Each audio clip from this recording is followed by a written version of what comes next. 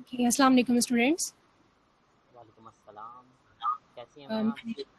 अल्लाह का शुक्र ठीक हूँ। आप तो मुझे जानते हैं, मेरा नाम लुबना नाज है और मैं बायोलॉजी की आपकी टीचर हूँ। आज का मेरा जो टॉपिक था वो था जेनेटिक्स के हवाले से। तो स्क्रीन आपको शेयर हो रही है? Yes ma'am. अच्छा,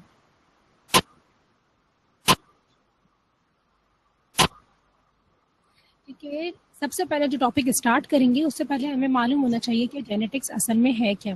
इससे पहले आपने जेनेटिक्स पढ़ी है? तो बैकग्राउंड है आपका जेनेटिक्स में?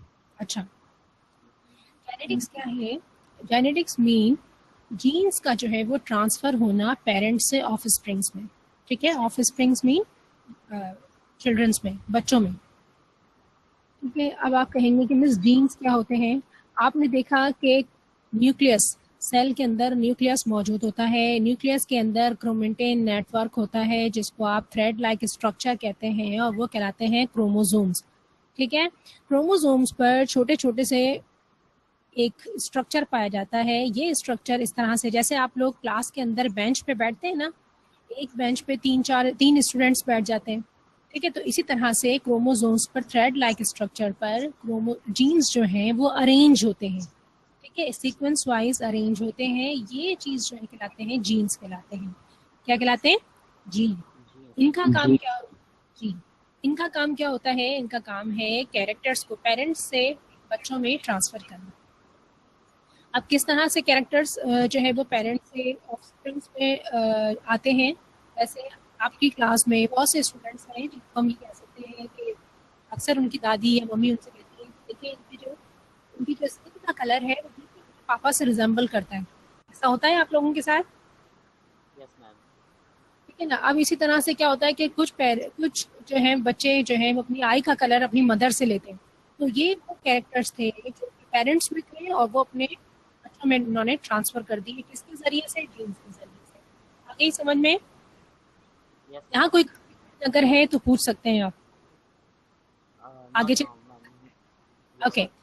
अब उससे पहले कि हम इसको बाकायदा जेनेटिक्स का स्टार्ट लें, उससे पहले कुछ डेफिनेशंस हैं जिसको हमें समझना बहुत ज़रूरी है, क्योंकि जब आगे आप मेंडल लॉ पढ़ेंगे या सेक्स डिटर्मिनेशन पढ़ेंगे तो उसके अंदर जो है वो आपको काफ़ी सारी जो ये टर्मिनोलॉजीज हैं वो आएंगी जो आपको डिस्टर्ब कर रही होंगी उस वक्त। लेकिन अगर आपका कॉन्सेप्ट यहीं पर क्लियर हो जाएगा तो आगे जाकर आपको प्रॉब्लम नहीं होगी। अच्छा, अब ये जो आपने सबसे पहले आप ये जो व्हाइट बोर्ड पे पढ़ रहे हैं अलील, व्हाट इज अलील? यह है कि आप डिफरेंट प्लांट्स का या डिफरेंट पौधों का आपस में क्रॉस करा रहे हैं। एक पौधा आपने जो लिया वो कौन सा है? फर्ज करें कि ये फीमेल प्लांट है, ये साइन है, बायोलॉजिकल साइन है जिसमें आप ये रिप्रेजेंट करते हैं कि ये फीमेल प्लांट है। और मेल प्लांट को आप रिप्रेजेंट करते हैं इस साइन से, एरो साइन से ना।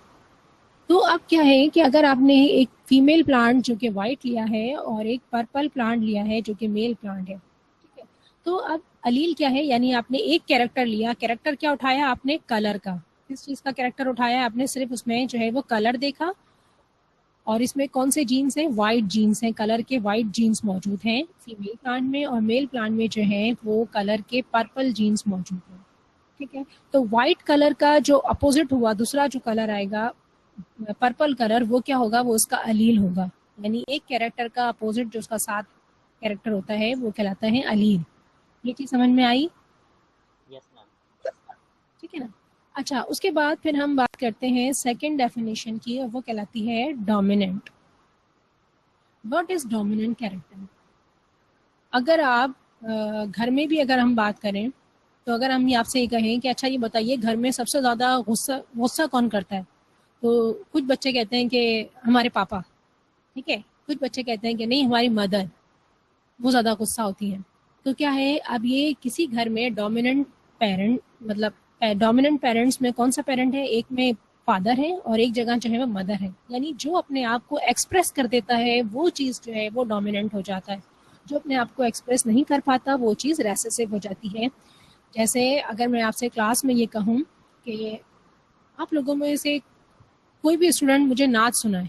अब हर बच्चे में ये एबिलिटी नहीं है, मुझ में ये एबिलिटी नहीं है कि मैं खड़े होकर आपको नाच सुनाना शुरू कर दूं। वॉइस भी चाहिए होता है, कॉन्फिडेंस भी चाहिए होता है। तो जिस बच्चे के अंदर ये चीज़ मौजूद होगी वो डोमिनेंट हो जाएगा क्लास में। यस मिस मैं करता हूँ, मैं मदरसे में भी पढ़ता हूँ, ठीक है, तो वो क्या हुआ, वो आपकी क्लास में डोमिनेंट हो गया, बाकी तमाम जो है वो रेसेसिव हो गए। ये चीज़ समझ में आई, डोमिनेंट कैरेक्टर। इसी तरह से अब क्या होता है कि जब आपने वाइट प्लांट का क्रॉस कराया है पर्पल प्लांट के साथ, ठीक है, तो जो उसमें ऑफस्प्रिंग्स आएंगे, F1 जनरेशन आएगी, अगर उसमें तमाम के तमाम वाइट हुए तो इसका मतलब ये हुआ कि वाइट प्लांट जो था इसने अपने कैरेक्टर को डोमिनेंट रखा और ये अगली नस्ल में मुंतकिल हो गया। अगर ऐसा ना हो और तमाम बच्चे जो हैं ये F1 जनरेशन में तमाम के तमाम जो है वो हमारे पास पर्पल आ जाएं, तो इट्स मीन कि पर्पल प्लांट जो था वो डोमिनेंट रहा वाइट प्लांट के मुकाबले में। ये चीज़ समझ में आया। और ये क्या चीज़ है, ये तमाम फिनोटाइप। फिनोटाइप अब क्या होता है ये भी मैं आपको आगे बताऊंगी। उसके बाद है गैमेट्स। What is gamete? जब मुख्तलिफ प्लांट्स को क्रॉस के लिए रखा जाता है, वाइट प्लांट को आप पर्पल के साथ क्रॉस कर रहे हैं, तो इनमें क्रोमोसोम नंबर 2n होगा, यानी ये डिप्लॉयड क्रोमोसोम्स होंगे, ठीक है। अब मेल प्लांट का भी 2n नंबर है और फीमेल प्लांट का भी 2n नंबर क्रोमोसोम्स नंबर है। ये क्या चीज़ है, एक नॉर्मल है, यानी कि तमाम में कांस्टेंट होता है क्रोमोसोम नंबर। जो भी स्पीशीज हैं, अगर आप बात कर रहे हैं ह्यूमन बीइंग की, तो उनके अंदर 23 क्रोमोसोम्स पाए जाते हैं। अगर वो डिप्लॉयड कर दें, उसको आप 2n कर दें, तो वो कितना हो जाएगा, 46। 46 हर ह्यूमन बींग्स में होना चाहिए, ठीक है। अगर इसमें क्रोमोसोम्स नंबर कम हो जाते हैं तो क्या होता है कि ये डिफरेंट डिजीज का बाइस बनते हैं, एबनॉर्मेलिटीज आ जाती हैं। इसी तरह प्लांट में भी जो है इसका जो है क्रोमोसोम नंबर सेम होना चाहिए। अब क्या होगा कि जब यहाँ पर 2n नंबर होगा, अगर यही 2n नंबर और ये भी 2n नंबर मिल जाएंगे तो क्या बन जाएगा, 4n हो जाएगा, जो कि एबनॉर्मेलिटीज हो जाएंगी। ऐसा है कि नहीं? तो फिर उसके लिए क्या है कि यहाँ पर रिडक्शन डिवीजन होती है, ठीक है। रिडक्शन डिवीजन क्या है, मियोसिस का प्रोसेस है। मियोसिस क्या है, सेल डिवीजन है। सेल डिवीजन में क्या होता है, मियोसिस वाली जो सेल डिवीजन है उसमें क्रोमोसोम जब डिवाइड होता है तो उसमें हाफ हो जाता है, क्रोमोसोम नंबर हाफ हो जाता है। सेल डिवीजन मैं आपको नेक्स्ट क्लास में पढ़ाऊंगी कि किस तरह से उसमें जो है वो क्रोमोसोम नंबर हाफ हो जाते हैं, सही है। तो जब इसमें क्रोमोसोम नंबर हाफ हो जाएंगे तो जब ये गैमीट्स बनेंगे तो इस गैमीट्स के अंदर कितने आएंगे, n क्रोमोसोम इसमें आ जाएगा, रह जाएगा, और इसके गैमीट में भी क्या रह जाएगा, n क्रोमोसोम रह जाएगा। अब ये गैमीट्स बन गए हैं, फिर गैमीट्स के अंदर फ्यूजन का प्रोसेस होगा जिसको आप फर्टिलाइजेशन कहते हैं, जिसके नतीजे में फिर क्या बनेगा, जाइगोट बनेगा। लिहाजा 4n नंबर नहीं हो सकता। उसके बाद हेट्रोजाइगस कंडीशन जो है, यहाँ पर एक डेफिनेशन है हेट्रोजाइगस कंडीशन की। तो उसमें भी क्या है कि आपने देखा कि एक पेरेंट है आपके पास एफ और एफ, ठीक है, यहाँ पर भी एफ और एफ है, ये हेट्रोजाइगस कंडीशन है।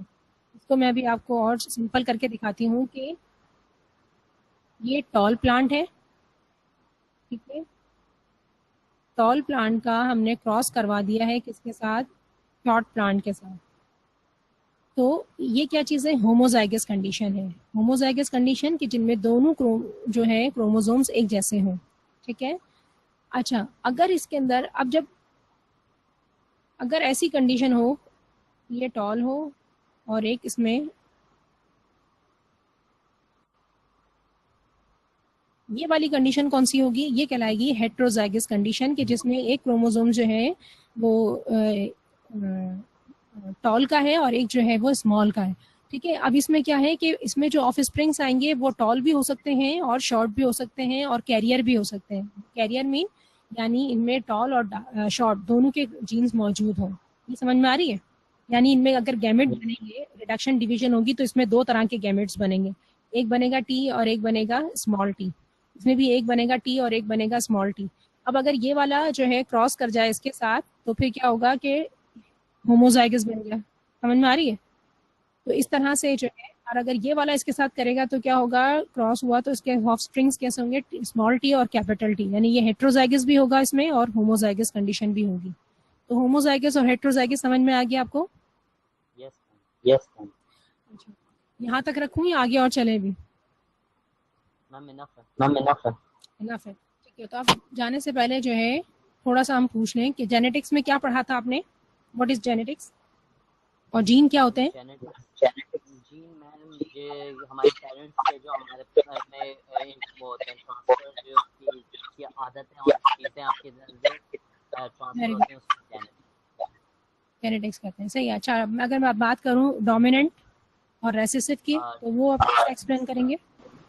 या मैम, डोमिनेंट इज लाइक किसी एक्सप्रेस करना किसी चीज़ को, कि जैसे नंबर ऑफ क्लास में बच्चे, नंबर ऑफ स्टूडेंट बने एक क्लास में, तो उसमें से किसी बच्चे ने मतलब कि काफ़ी एफिशिएंट तरीके से बोला, तो टीचर्स कहेंगे he is very dominant for student, या ऐसे बाकी रेसेस मतलब कि लाएंगे जो मतलब कि होंगे। Very good. अच्छा, होमोजाइगस और हेट्रोजाइगस कंडीशन, कोई एक बता यस दें। मैम, होमोजाइगस या मैम इसके अंदर हेट्रोजाइगस जो है कंडीशन है इसमें, जैसे कि दो जो हमारे पास पेरेंट्स वाले होते हैं वो सेम होते हैं, मतलब कि टीटी जैसे है, एंड जैसे दूसरा मतलब एक दोनों सेम इसके अंदर हमारे पास अलग होंगे, लिंकर्स जो होंगे सेम होंगे इसके सही। अंदर। एम आई राइट? जी जी, बिल्कुल ठीक। अच्छा, अब यहाँ तक मैं रख रही हूँ। ये जो प्रेजेंटेशन है ये मैं आपको सेंड भी कर रही हूँ, इसको आप अच्छी तरह से इसकी स्टडी करिएगा। और फिर अगर जहाँ पर आपको प्रॉब्लम हो रही हो तो आप मुझे नेक्स्ट क्लास में पूछ सकते हैं, ठीक है? इंशाल्लाह। ओके, अल्लाह हाफिज़। अल्लाह हाफिज। ओके।